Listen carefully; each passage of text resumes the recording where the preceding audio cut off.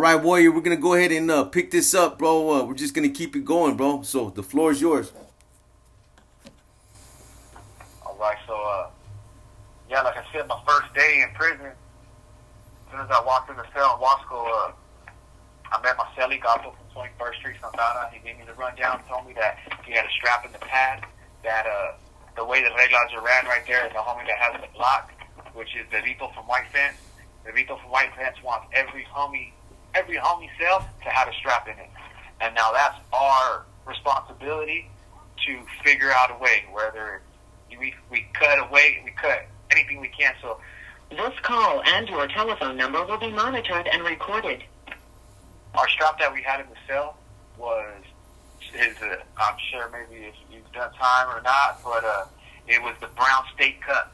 We cut it at the angle of a knife and put a handle on it. It wasn't much, but it was something. And they wanted each cell to have a weapon. And now that's amongst you and your cellie to work out of who's going to be holding it. But they want one in each cell, whether it's going to be every other day you switch off or once a week. But that's what my cellie ran down to me, and my cellie told me, he was like, hey, check this out. I like being strapped. Don't worry about holding it. Like, if you don't want to hold it, I got it every day. And I told him, nah, hell no. Like, I want to be part of this too, you know? Like, I've been looking forward to prison my whole life. I'm turned up. I'm ready. You know, I'm ready to go.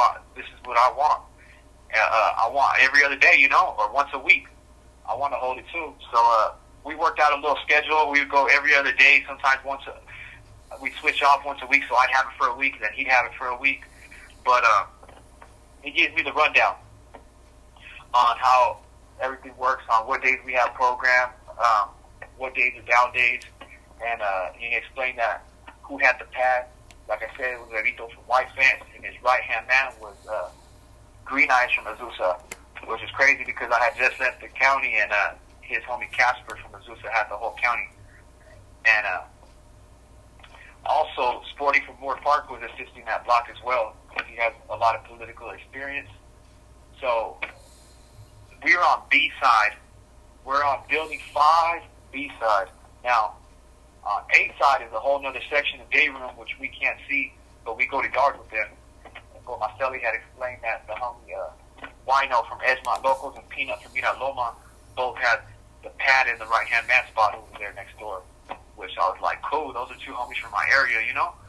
And I learned that in the county jail as well, the camaraderie as far as being homies and being Raza is strong. But when you get to prison, it's a whole other level of camaraderie.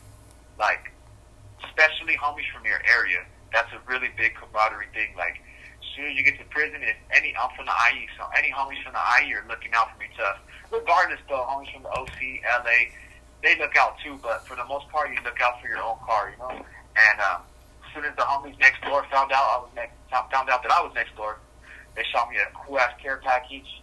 But the next day, in the morning for chow, I step out, and now this is my first time seeing the whole block. Everybody stepping out of their cells, and I'm able to visualize and see everybody in the block.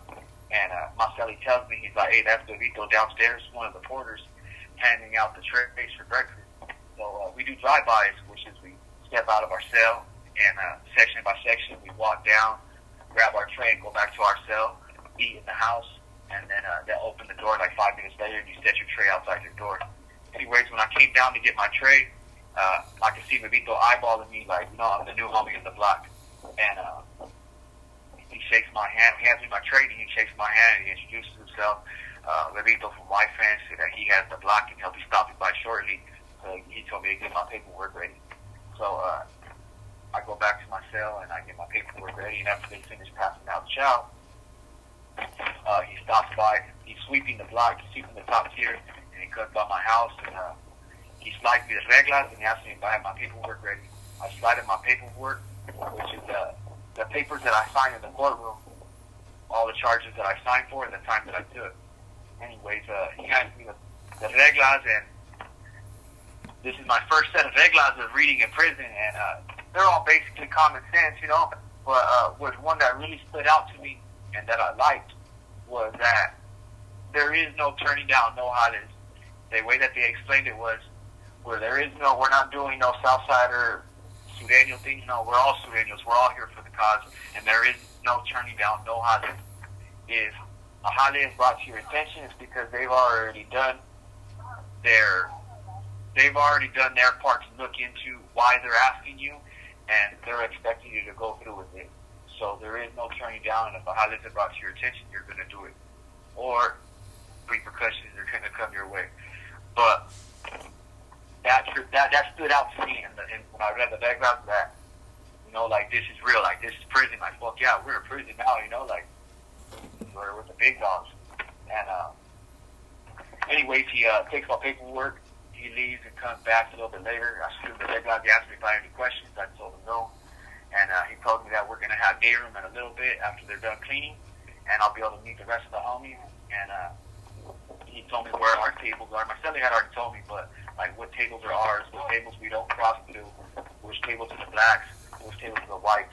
And anyways, so they run day room a couple hours later, and in the back of the day room we have our little area, and I see my homie Kid from JT back there, and I go back there and I chop it up with him, and a couple minutes shortly go by, and Green Eyes and Sporty come up to me and introduce himself, and Green Eyes tells me he's the right-hand man, and Sporty introduces himself and tells me that he's assisting the block, and if I need anything, any questions to ask them. And the homie Green Eyes tells me, from Azusa, he knows a couple of my homies and asks me what's up with them. Like, which is cool, it's cool when you meet homies from different neighborhoods or different areas, and they've done time with homies from my hood, It just shows, like, it puts us on the map, and that was my number one focus, too. Like, when I get to prison, I'm going to put my body on the map, I want, wherever I go, I want homies to be like, damn, the homie Warrior from the softball is with the business, or if they run into my homies later down the line, they're like, oh, you're from Banning? Oh, I know your homie Warrior, that's what was with the business, I was with him here, he did this, he did that. Like, that was my number one focus, was putting us on the map, because our city's a small city, and we're not like big cities in LA or anything like that. Like, we're a small little city, but I'm gonna make sure that I'm gonna put us on the map everywhere we go and let it be known. So, anyways, I'm in the back of the day room chopping it up with Kid, and after Green Eyes walks away with Sporty. Well, actually, real quick, the way Sporty and the way Green Eyes looked at me when I introduced myself, which is not common. It happened, and it ended up happening along the way throughout my time and throughout my term. When I introduce myself to somebody and I tell them my name is Warrior, they look at me like, is that right? Like it's like that test me, try me type, demeanor. Like, oh, your name's Warrior, huh? Oh yeah, we'll see. Sizing you up. I feel like everywhere. Yeah, sizing me up, exactly. Yeah. And I experienced and I dealt with that a lot everywhere I went from there on out. Even when I was in the county, but prison especially, on the higher level yards, as soon as I introduce myself, they're always like, oh, is that right? Okay, yeah, we'll see. But you know what? I got my name for a reason. My neighborhood is a righteous, reputable neighborhood.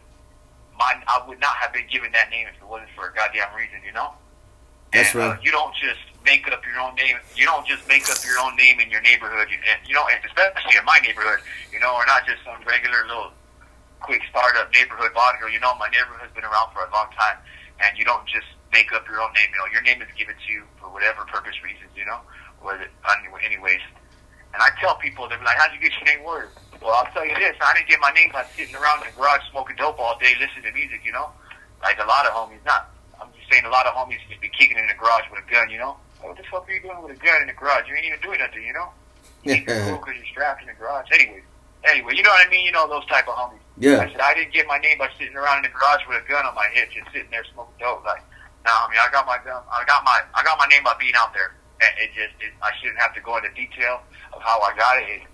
Just know that I got it for a reason, Anyways, but I could tell Sporty, and I could tell Sporty and Green Eyes were kind of sizing me up, like, oh, is that right?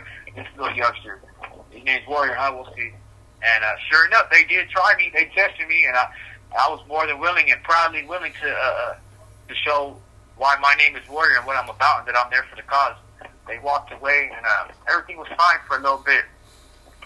And actually, then I see Bebito, Sporty, and Green Eyes all conversating. And I don't know, just from doing time or just being involved in lifestyle, you learn to pick up vibes. You learn to pick up like there's tension in the air, you know? Like you learn to pick up like, hey, something's going on. And me and Kid were just like peeping the scene, like, hey, I feel like something's going on. Do you feel it? And he was like, yeah, I feel it. I see it, you know? Like the way that Bebito and them were conversating and congregating. And anyways, so when I had pulled up into the block that day, there was like about 3 or 4 other people that came with me. And there was one dude that was an Azusa, and I think it was about 2 blacks and 1 white boy. Anyways, well, we had seen what they were talking about. Well, we could kind of figure it out. The homie that came with me, he was in another tank, so This call and your telephone number will be monitored and recorded. He was in another tank, so I never got to conversate with him. He had just was in the back of the line and walked with me to BR to the building. Well, he's sitting at the blacks' table, and I see Bebito and then keep looking over at him. So, Kid's like, hey, boo, isn't that homie that walked in with you? Didn't he show up with you? I'm like, yeah, but I don't know why he's at the blacks' table. You have 60 seconds remaining.